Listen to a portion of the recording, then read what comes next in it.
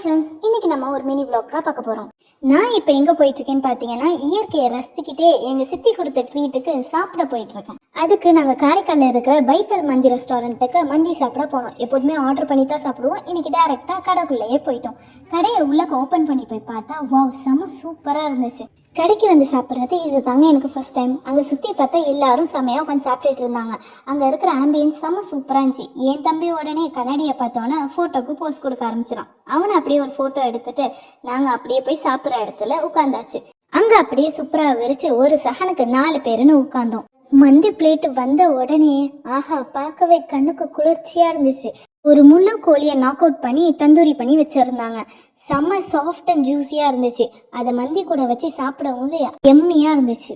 இதோட சைடிஷாக mayonnaise, green chutney, salad, red chutney எல்லாம் இருந்துச்சு. அதையெல்லாம் நல்லா சாப்பிட்டதெல்லாம் சரிக்கணும். பீச்சுக்கு போயிட்டு நைட் அடிச்சுட்டு வீட்டுக்கு கிளம்பிட்டோம். பாய் பாய்.